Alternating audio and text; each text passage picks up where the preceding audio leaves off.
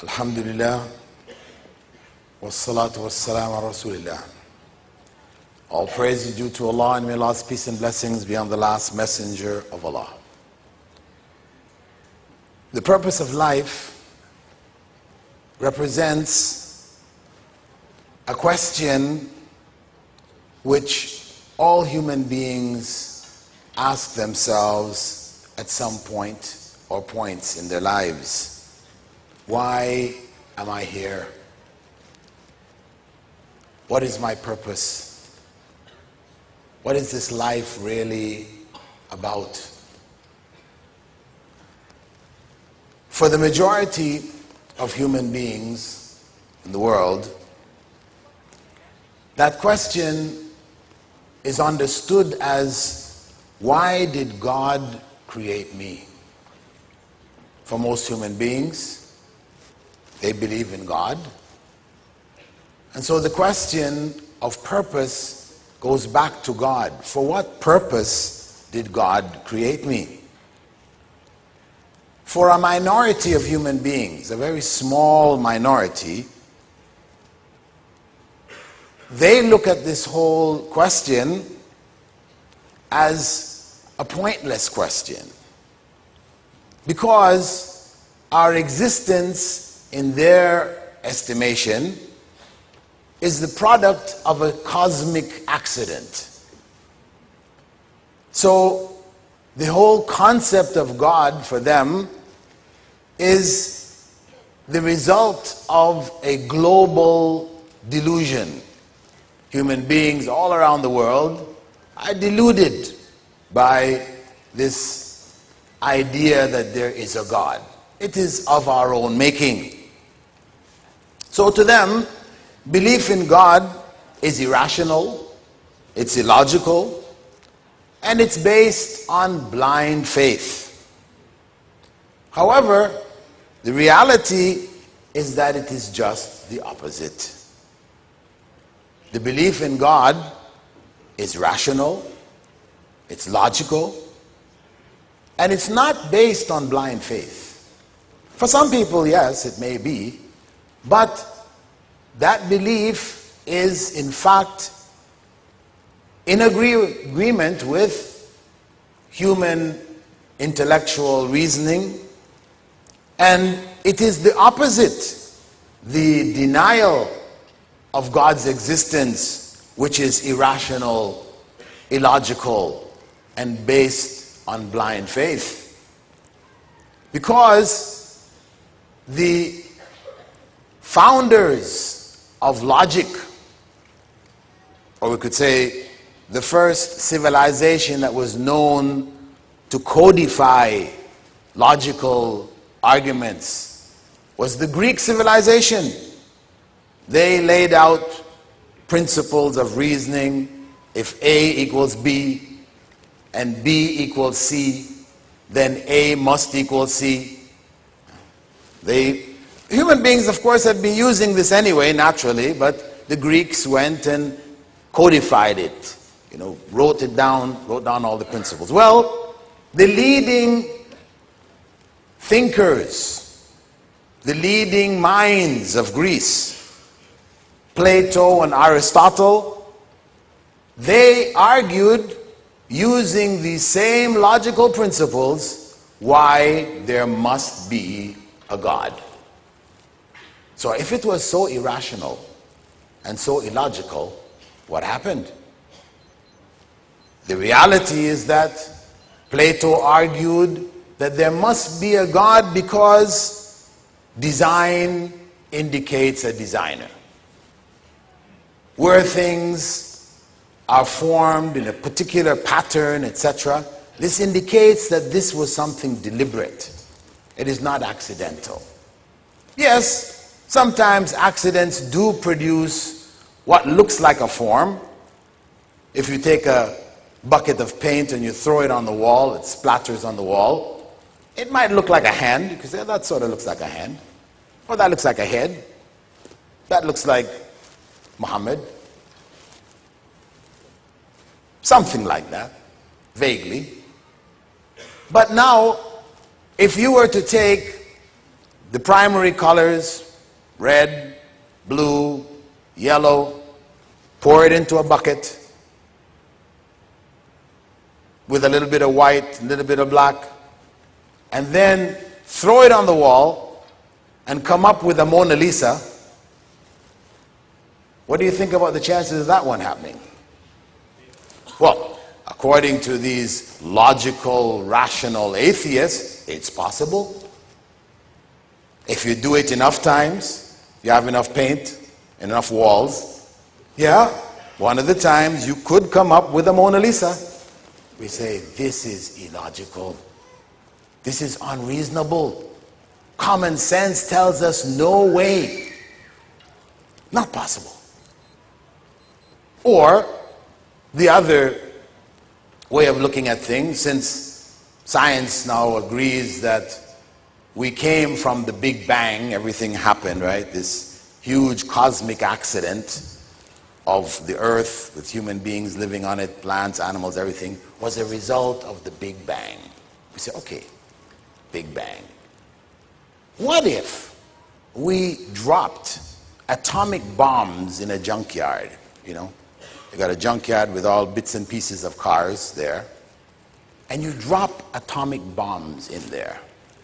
What are the chances of an atomic bomb dropping in that junkyard, exploding, and out rolls a Rolls Royce? Engine purring, the door open for you to just step in and drive away. What's the chances of that one happening? For the atheist, it's possible. No, anything's possible. If you give enough time, you make enough attempts, anything can happen. We say, are you serious? Are you rational? This is their argument. So, as a result of that, the vast majority of human beings have always believed in God. Because that fringe group which denies God's existence is based on irrationality. Reason and intelligence points to the existence of God, but they deny what is obvious before them, trying to ascribe to accident that which could never happen as an accident. Aristotle, on the other hand, his argument could be summed up in the domino theory. If you lined up dominoes, and I'm sure you've seen programs on TV, whatever, where they push the dominoes and they go around and they knock things over and they form patterns and, huge, whole places like this laid out with one domino pushed at one end, and it does this, all this beautiful work till it comes to the end. So Aristotle was saying basically that if we didn't have somebody to push the first domino, nothing would have happened. All that you saw, all this one knocking the other one, knocking the other one, would never take place. If all you had were dominoes, nothing would take place. Now, if you understand one domino knocking over another domino as being the cause for the falling of that domino, the first domino at the end depends on the domino before it to fall, and the one before it to fall, and so on and so on and so forth. So if you say, as atheists will say, the world has no beginning, matter is eternal, there is no beginning to that process, then how are we here? How did we get here? Because if you don't have a beginning point wherein that beginning action is not from the dominoes, then there's no reason for us to be here. There has to be someone, some force, some being that causes the first domino to fall, who cannot be a domino. Because if he was a domino, then he would need somebody else. another domino, who would need another domino, who would need another domino. And if we never find someone who wasn't a domino, then the whole process would never begin. That's how Aristotle argued. You cannot go back infinitely in time. There must be a beginning point. Our existence here and now is proof that there was a beginning. So, these great minds from Greek culture, as we said, argued for the existence of God. And what they argued was what human beings throughout the world have agreed on. It's not a mass delusion. It is a delusion on the part of a small number of people who claim there is no God. In fact, in 1997, neuroscientists at the University of California at San Diego, they found dedicated neural machinery in the temporal lobes of the brain, that is, in the frontal lobes, which were, when stimulated, causing mystical, spiritual experiences in the part of epileptics. And when they analyzed people who were highly religious, very much into their religious faith, etc., they found the similar areas stimulated. So they concluded from that the human brain was hot-wired for belief in God.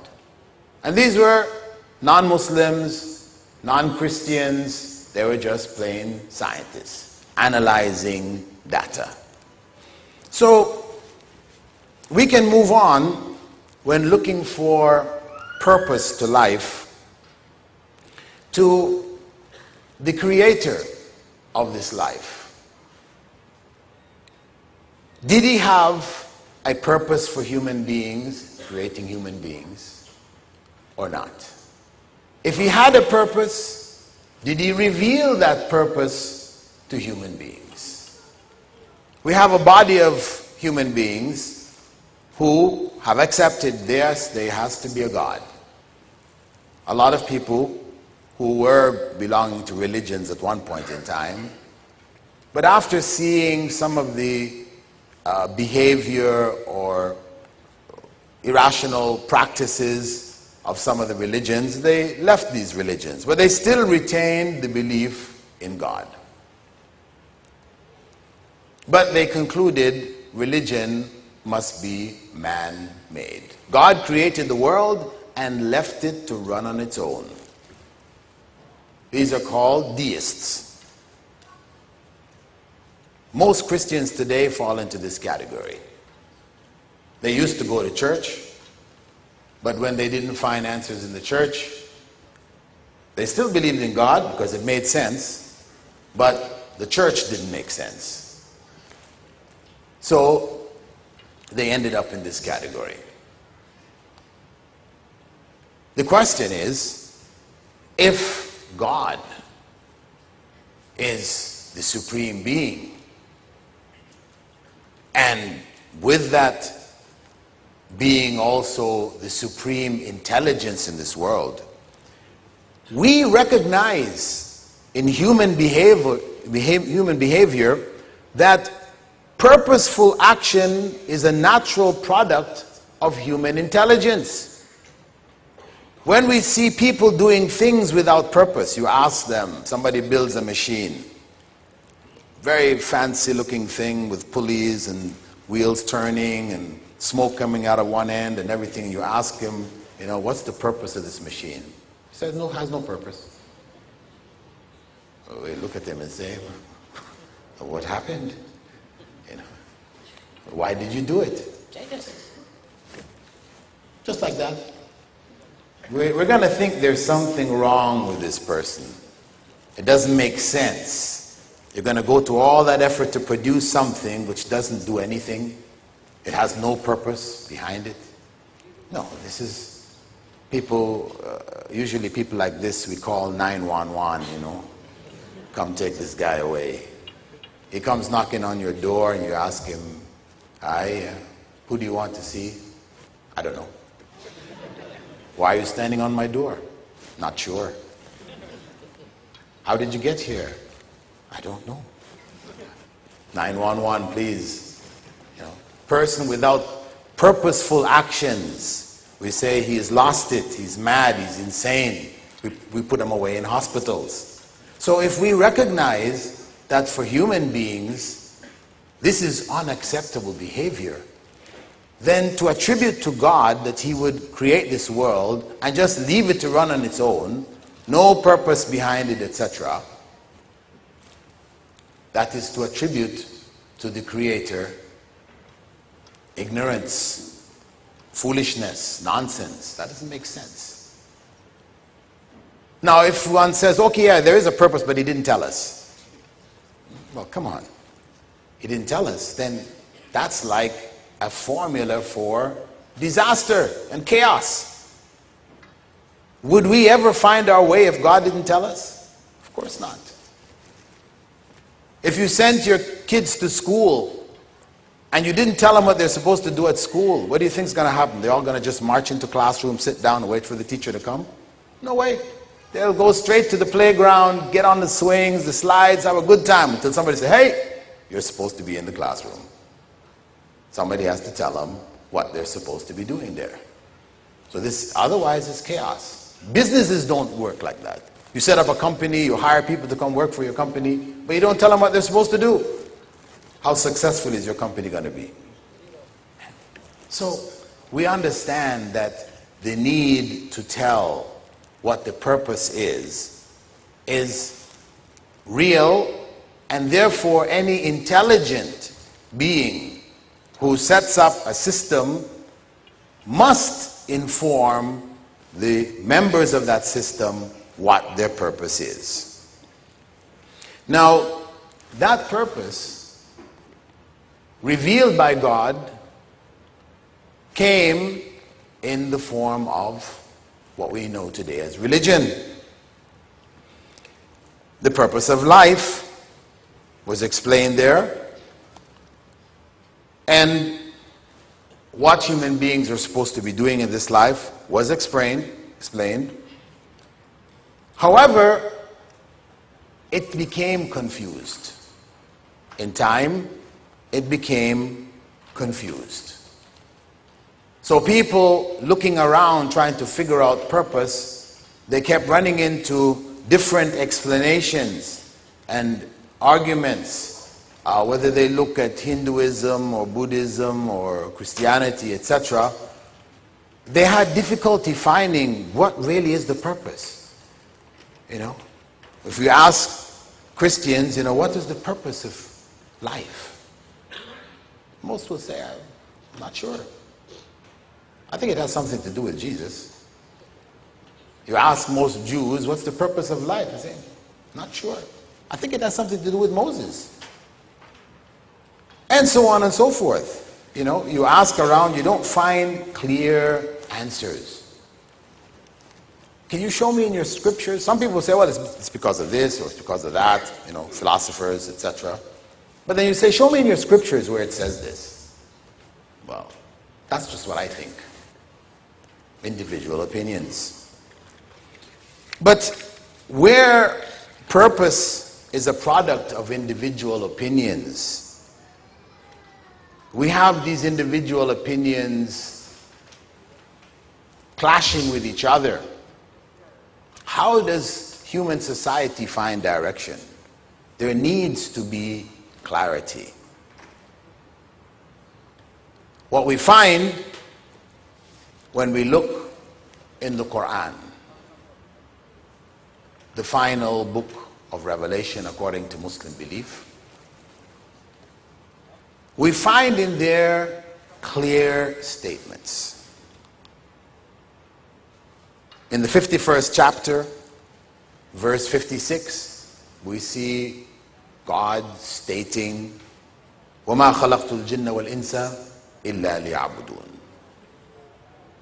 I only created the jinn, spirit world, and humankind for my worship, to worship me. The purpose is clearly defined, that of worship. Not worship because God needs human worship, but worship because human beings need to worship God.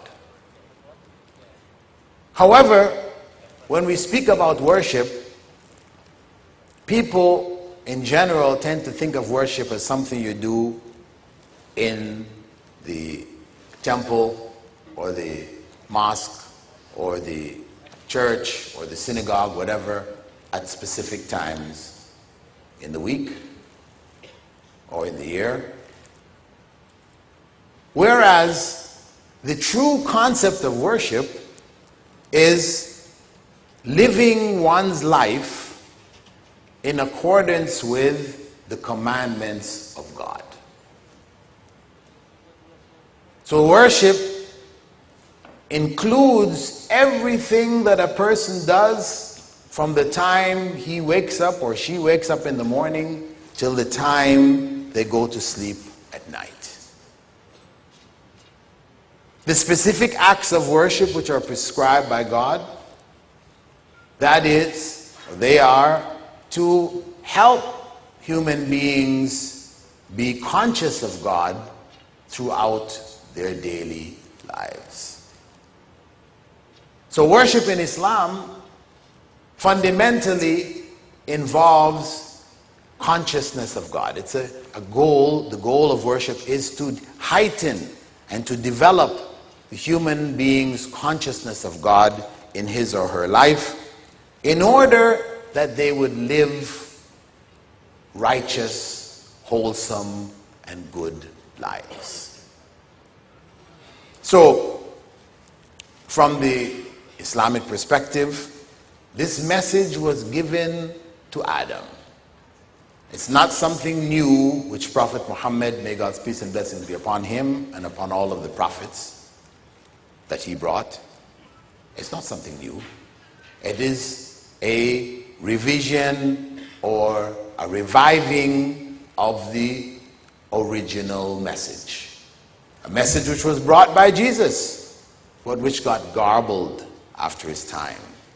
A message which was brought by Moses, but which was also garbled after his time. And so on and so forth, all the way back to Adam, the first human being and the first prophet of God. And prophets were sent, according to the Quran, to all nations and tribes. It's not just those which were mentioned in the Bible, mentioned in the Quran, but beyond them, to all nations and tribes, because the need for that knowledge is everywhere. So, the religion which helps human beings fulfill their purpose is naturally one religion. As human beings are one human race, all of these divisions that people have made up, ethnical, Caucasian, Mongoloid, Negroid, this is all nonsense. We are one human race. We may be in different colors, different heights, shapes, etc. But like cats, you can find little cats, you find big cats, furry cats, short-haired cats, but they're all cats. So similarly, human beings are one. In this world, which is one world, with one God. And the way of life which God wants from human beings is also one. He didn't give one set of human beings one religion and give another set another religion which says do this, another one says do that, and one here and there. No, this is human corruption.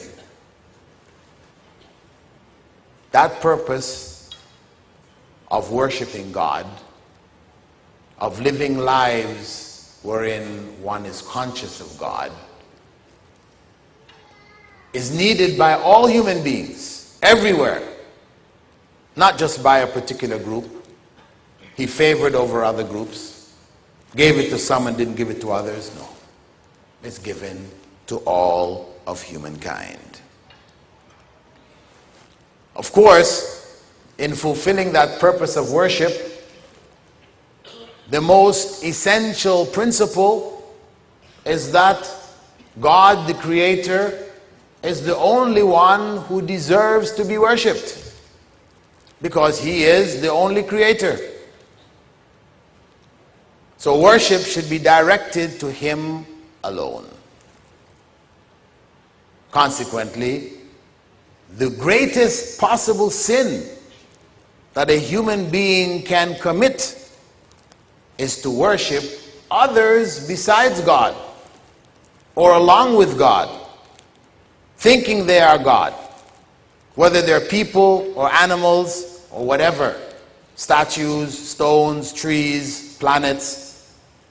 This is the greatest sin that a human being can commit. It's the one sin which God will not forgive if a person dies having not repented from it. This is as stated in the Quran. Furthermore, this life, with regards to our purpose, the life that human beings are created in, is a life of tests. This is something we all experience. We're all challenged at different points in our day, our week, our year, throughout our lives. We're challenged. And these tests and challenges are ultimately for our own spiritual growth and development. It's not because God likes to make things difficult for us, to create difficulties and problems in our lives, etc. No. It is there for our spiritual development, because our development is dependent on choices.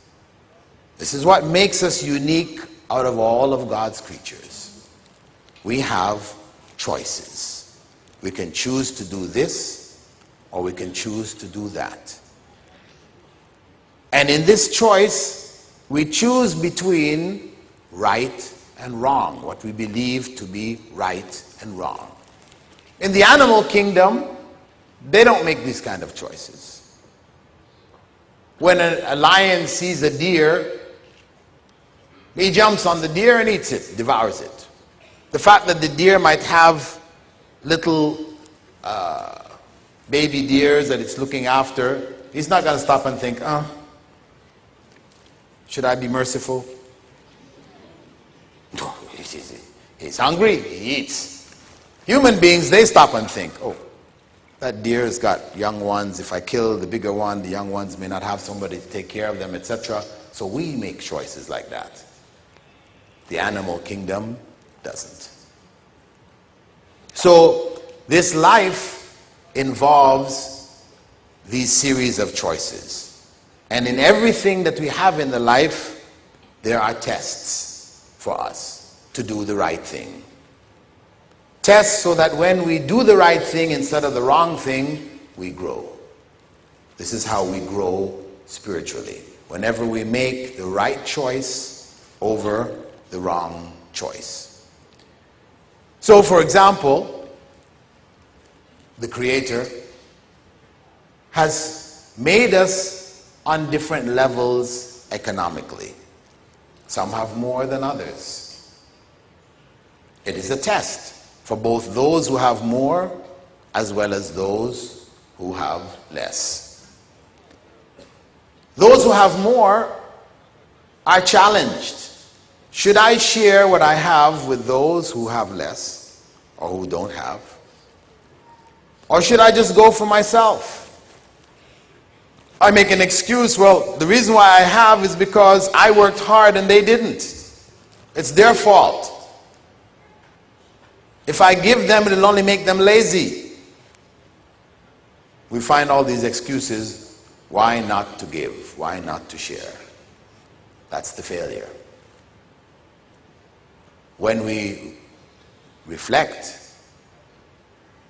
on God and we realize and accept that we have more because God gave us more. It's not simply because we work so hard. Because if the richest people in the world were the richest because they worked so hard, then what about the people who actually really work hard? Who from the time they wake up in the morning, they're out in the fields, plowing the fields all day till the night, they just, finally go to sleep. That's their day, working really hard. What happened to them? They're not the richest, yet they were working so hard. Well, the other person will say, well, I'm working hard mentally. Right? It's mental hard work that counts. Again, there are other people who are working much harder than you mentally, and they don't have what you have. You happen to be born in that family. You happen to go to that school. You happen to find that job. All of this is not by your choice. You can say, it's by my good luck. There's no such thing as good luck. This is the destiny of God. What you have is because God gave it to you so that you would share it with others and grow spiritually.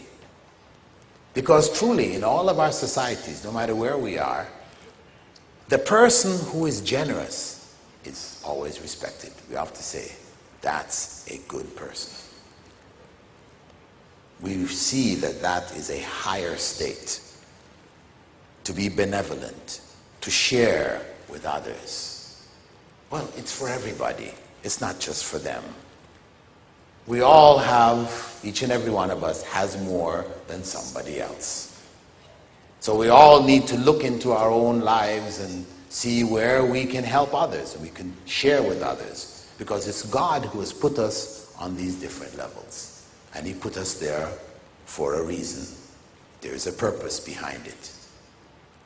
If we wake up and recognize it, then we benefit and we grow.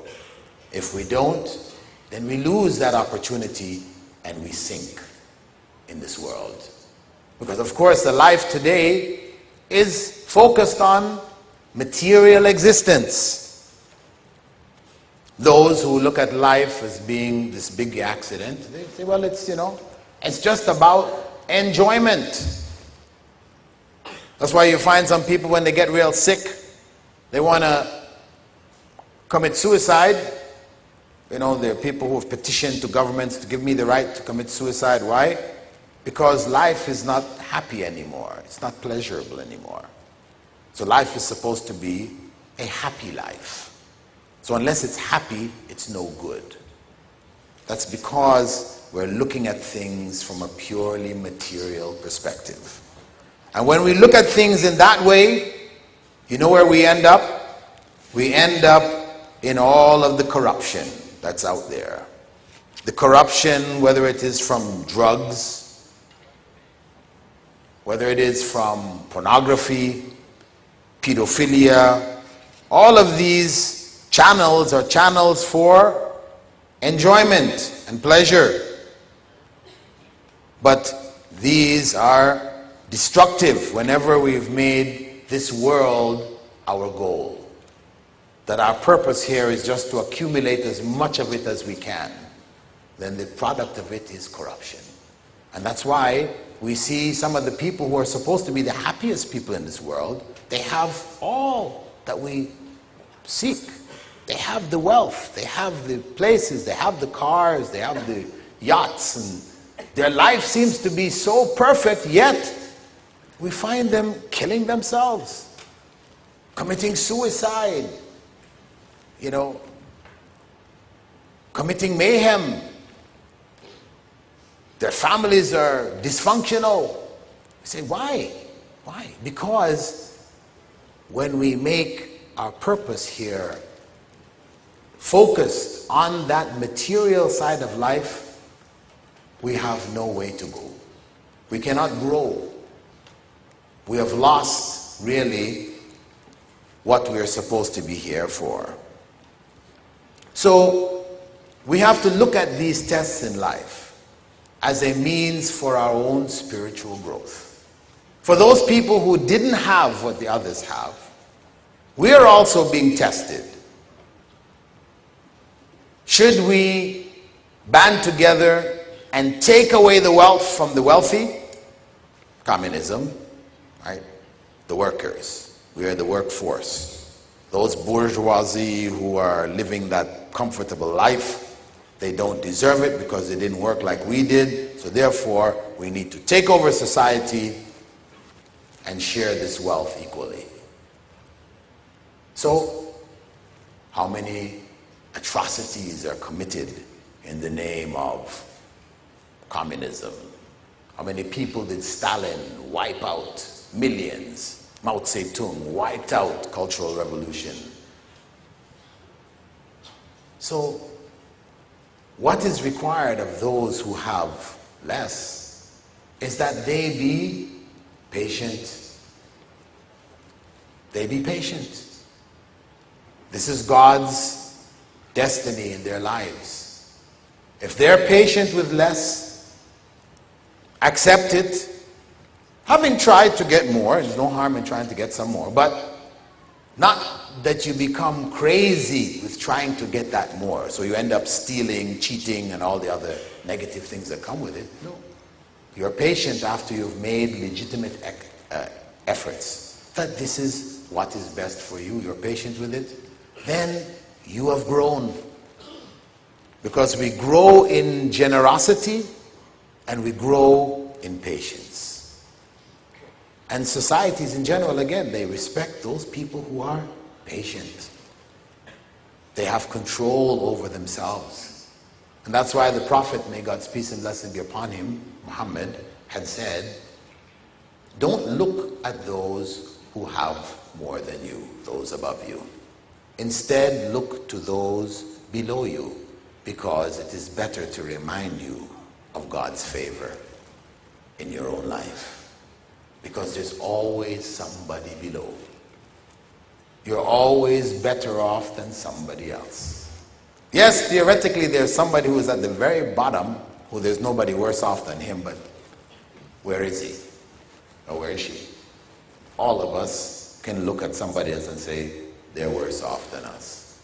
That's how life is. So we use these circumstances to grow in. And we find in our lives, besides the tests of how products or commodities or possessions of this life have been distributed, we also find in our lives calamities. Calamities which strike from time to time. For those people who don't worship God normally, this is the time when they start worshiping God sincerely. This is why in Islam, worship is something one does throughout one's life. 5 times a day. Some people look at it and say, that's a lot. 5 times. I'm busy. Life is busy. How do you get time to go pray 5 times in one day? Once a week is not enough. Or shouldn't you pray when you really feel into it, when your heart feels like God? Rather than praying it in this regimented way, morning, midday, afternoon, sunset, night. But the point is that if it's left up to us and how we feel, we may not feel God today, so we don't pray. This week, this month, this year, years will go by when we don't have that feeling, so we never pray. But when do we pray? When the calamity strikes. then we're, oh God, oh God. Well, what is the value of that prayer when one turns to God in the time of calamity? Of very little value. If one has not been turning to God on a regular basis continually, then it has lost its meaning. Even the person who says there's no God at all, like those people, for example, who were on top of the World Trade Center when the plane hit and the first tower starts to go down. There are people there who say there's no God, but guess what? When that happened, you think they just said, tough luck? Oh, they were screaming, oh God, oh God, oh God, louder than the people who even believe in God. Because there's no way out. What else to do? Let me try that. Maybe there is. Yeah. So the point is that when these calamities strike, one needs to be patient. That patience which one learns and develops because of the differences that God has created in our general lives, that helps us through the trials at the time when they come. And that's why the Prophet, may God's peace and blessing be upon him, had said that the affair of the true believer is amazing. Whenever good comes to him or her in life, they are thankful, they're grateful to God, and they are rewarded for what was given to them. And whenever bad times come, what they perceive as bad times, they're patient with it, and God rewards them for that also. So it's a win-win situation. Whether calamity, whether success, they are on an even keel. They're able to handle the variations in human life. Also, calamities serve as a reminder. You know, sometimes, many of us, we say we believe in God, but we get distracted with daily life. Things just has us so busy we don't even have time to give to God, so to speak. When the calamity strikes, it's also a wake-up. Hey, I need to get back on track. If we take it that way, then we have benefited and we have grown. We've gotten back on track. If we don't understand it that way, then the calamity for us then becomes punishment. We suffer, we might scream, cry, etc., but it's punishment. So when trials come in our lives, we determine ultimately what it is for us. Is it a benefit by which we grow closer to God? Or is it a punishment for having strayed away from God? Or is it a reminder to get back on track and repair our links with God? Also, calamities expose those people who claim to believe in God, but when the trial comes, we see their real face. When the trial comes and the person asks, why me? Why did this happen to me? And this is one of the big reasons why people end up going into atheism. Where calamity strikes, they have no explanation as to why, so they say there can't be a God. A lot of times when I talk with people who are atheists, that's what they usually come back to. You know, I had Aunt Mary.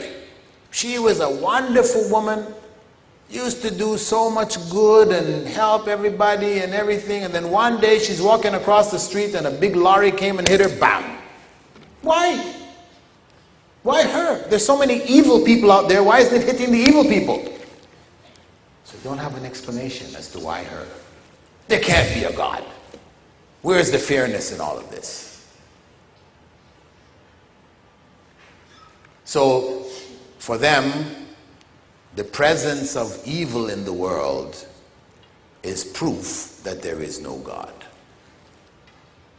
You'll hear this often. Where did the evil come from? If there is a God who is all-powerful and he's a merciful God, a good God, not an evil God, then where did all this evil come from? That is the question they raise. Of course, reality is that everything that happens ultimately in the world is by the permission of God, no doubt. And what God has permitted, no matter how evil we might see it, there is a good aspect to it that we can't see. Sometimes we see it later on, sometimes we see it a long time on, sometimes we see it shortly afterwards. How many times has something happened to us and we said, terrible, why did that happen? A couple of days later, something else happens. Because of that, we say, that was a good thing. 2 days before, I thought it was horrible. Today, it was a good thing. We all experience that. And these are the signs. That even though something may be there which takes place, which we think is not good, we can't see any good in it, the fact that we can't see good in it doesn't mean there isn't good. All it means is that we can't see the good. We don't have the knowledge to be able to see the good. But what happens is that people conclude, since I can't see good, there can't be any good. So usually after some discussion like this, somebody will say, well, what about the tsunami? Where is the good in the tsunami? Okay, so I can't tell you where the good is in the tsunami, but does it mean there's no good simply because I can't tell you? We have enough things in this world wherein we accept some bad for greater good, to let us know that simply because we can't see the greater good doesn't mean there isn't any. For example, when we take our child for the first time to the dentist, they have to get a filling. And the child, we prepare them for the dentist. The dentist is a nice guy. He's got this long white coat, he's going to give you some candy. He's a nice guy. So the kid comes in happy, nice guy, candy, until the drill hits their tooth. And they're screaming. As far as they're concerned, this guy is a bad guy. Next time you have to take him to the dentist, you're going to have to fight to get him out that door. You can't convince him that what is happening in the dentist chair is a good thing. He can't see the good in it. All he knows is the needle that went into his gum and the drill that went into his tooth. That's all he can see. But it's because he couldn't see the good in it, does it mean there was no good? So, this is the nature of our lives. Ultimately, God is good, and He has created us for good. And our purpose here is to worship Him throughout our lives in order that that good would be manifest in our lives. Through His mercy, through His love, through His grace, His forgiveness. All of these characteristics are manifest in our lives when we are conscious of God and we act in accordance with the way that He has prescribed for us. And this world in which we live, the world has been put there for our benefit, for our use. As the Prophet, may God's peace and blessing be upon him, had said, the world is beautiful and green, and Allah has made you governors over it to see how you will act in it. We have a responsibility to the world, to the environment, etc., to look after it. We are governors.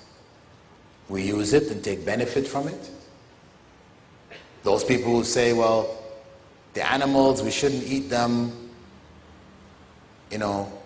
let's just eat vegetable things, let's all be, vegetarians. Why eat those animals? So God gave them to us. He gave us teeth which are for eating meat type things.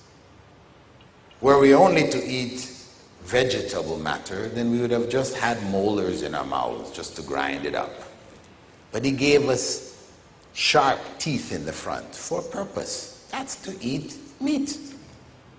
So either you're saying, well, God gave us something which is of no benefit to us, really not good for us, which is not logical or reasonable, or you have some kind of hidden agenda.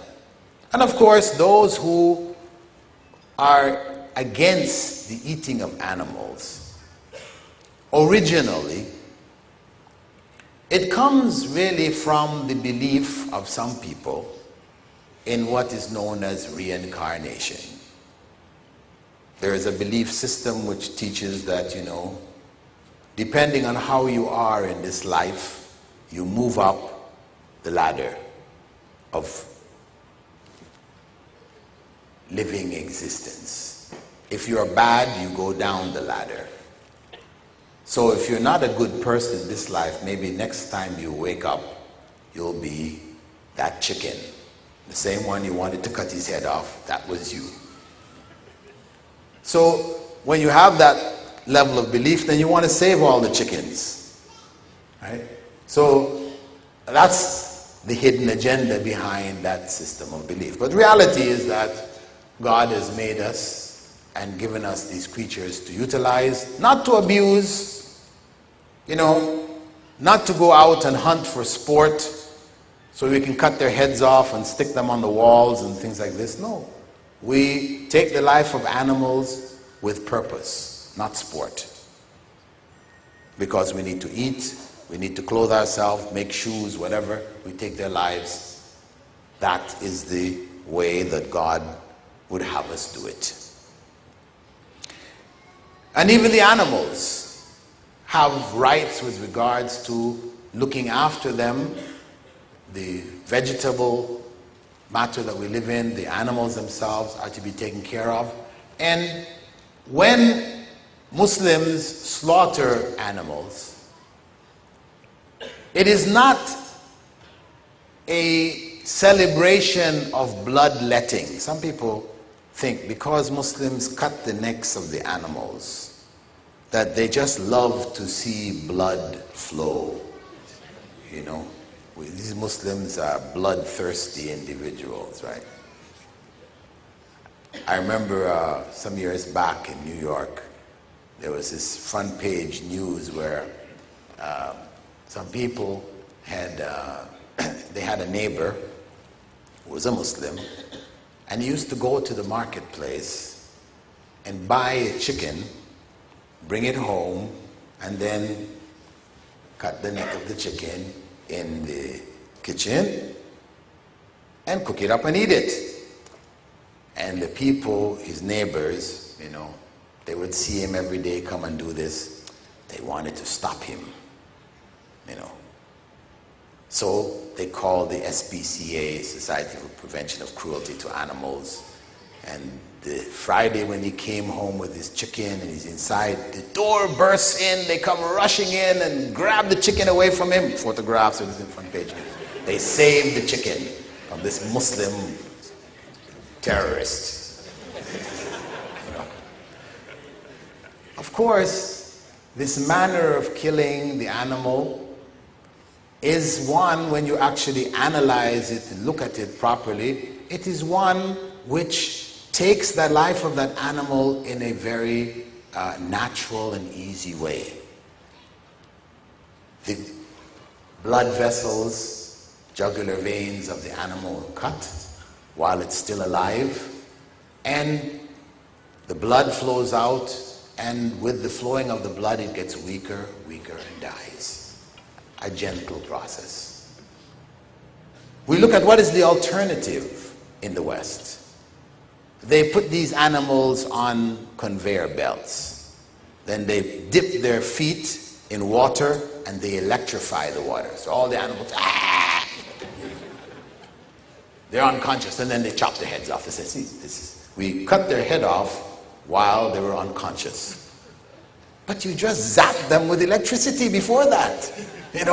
That's not a nice thing. We've all been shocked at some time. You know what that feels like. Or for the bigger animals, they have the deadbolt guns, which has a piston in it. It hits the animal in the side of the head, knocks it unconscious. Then they string it up and they cut the neck. They say, "Ha, see, it's unconscious when you cut the neck. You guys, you fight the animal down and you're cutting his neck." You know? But the point is that getting that blow on the side of your head is like somebody taking a cricket bat and whacking you on the side of your head. Ah, is that a pleasant experience? Definitely not. You have put a huge amount of pain on that animal, and after he's gone unconscious because of the pain, you cut his neck. You said you were doing it in a nice way? No, it's not a nice way. The nice way is the way that Muslims do it. They cut the neck while the animal is alive, and in this way they are treating the animal in a humane way. So there is guidance in all walks of life found in Islam. Islam, where the purpose of human existence is clearly defined. We are here in this world to worship God. Not because He needs our worship, but because we need to worship Him. So that the potential character, moral, spiritual, emotional character of the human being is realized. The higher qualities that we have are brought out. And this comes ultimately with the remembrance of God.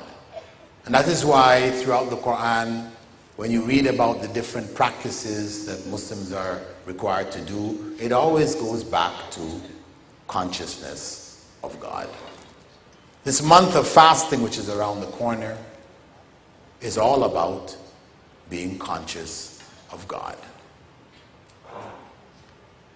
Conscious of God so that our actions would change, that we would become better people.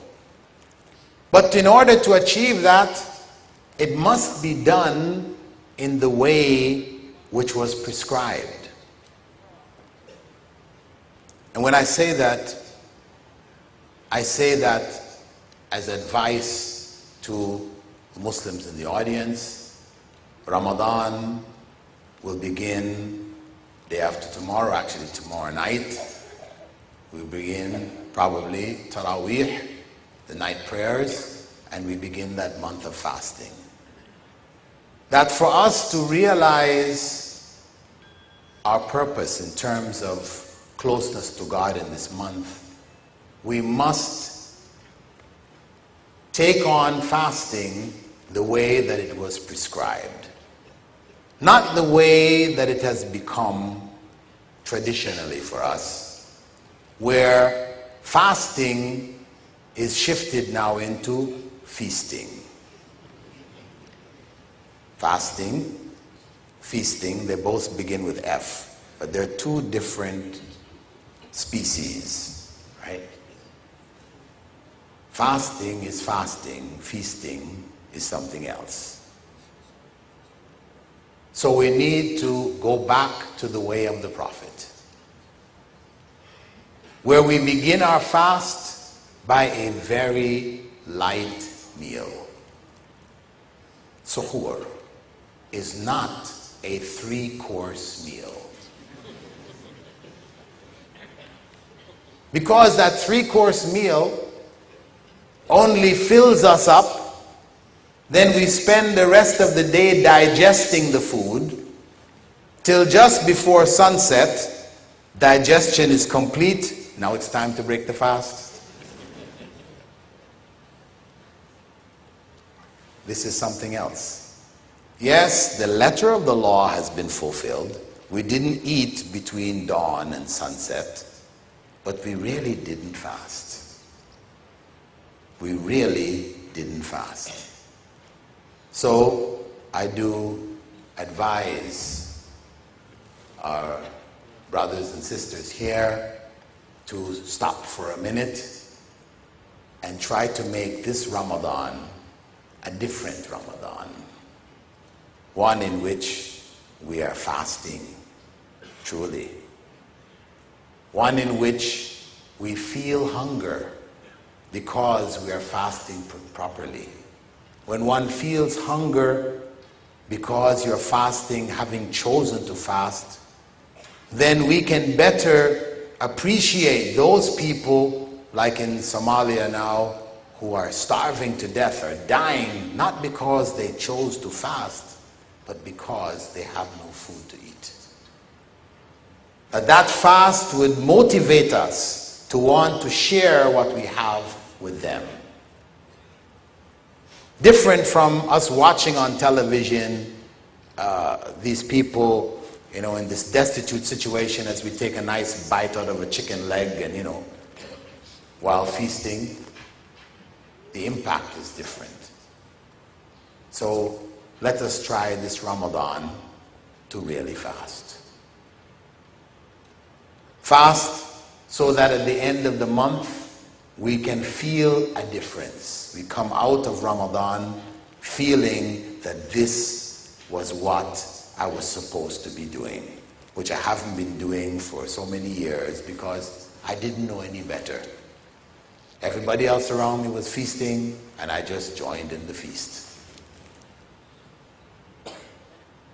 So, concluding with our sense of purpose. This sense of purpose has to pervade every aspect of our lives, whether it is in the workplace, with our neighbors, with our families, with ourselves, between ourselves and God. We should have a sense of purpose. Know why we are here. Know what our responsibility is to those around us. For Muslims, we have a responsibility not only to fulfill the commandments of God in our lives, and this is the requirement on all those who receive the messages from God through the prophets of God down through the ages, but also to share that message with those around us. We live in a plural society where there may be many non-Muslims with whom we work, who are our neighbors, etc. We do have a responsibility to share that message with them. Not to push it down their throats, not to convert them, but to share the message with them, to let them know what it really is. Because there's so much in the media which has distorted the image of Islam, as we saw in the beginning before the lecture, how people in different parts of the world considered Islam to be a terrorist religion. Terrorism and Islam have become synonymous. So much so that the recent bombing there in Norway, the first thing that came out in the news was Muslim terrorists. Then everybody, oops, it was a fundamental Christian. But even when it became a fundamental Christian, everybody knew it. He was never called, and is never called, a Christian terrorist. Isn't that funny? Whenever a Muslim does it, it's a Muslim terrorist. Not a Muslim who has committed a terroristic act, but he is a Muslim terrorist. But none of the newspapers will refer to that individual as a Christian terrorist. This is deliberate. So we have to change that understanding through our own implementation of Islam in our lives, knowing Islam ourselves, being able to distinguish between our traditions, our customs, oftentimes which have nothing to do with Islam at all, but just that is the custom of the people of this area, etc. And people from the outside, they can't distinguish between what is Islam and what is custom. They see us who are supposed to be Muslims doing these things, they assume that's Islam. So we need to clean up shop, clean up our homes, put these customs and traditions aside, which present a negative image about Islam to the world, so that the truth can become clear and available to people. People can realize their purpose, that of worshiping God, and find their way through the teachings of Islam to live lives which are in accordance with the commandments of God, as taught by Adam, who was the first human being, first prophet of God, first Muslim. Because a Muslim is one who submits his will or her will to God. Not a follower of Muhammad specifically, but any follower, true follower of any of the prophets of God, they are all Muslims. And that's what brings the whole of humankind together. So, with that, I will conclude the presentation, reminding you that we do need, whether Muslim or non-Muslim, we do need to stop for a minute from our busy schedule, busy lives, and think about why we are here. And come to some conclusions, and then act on those conclusions.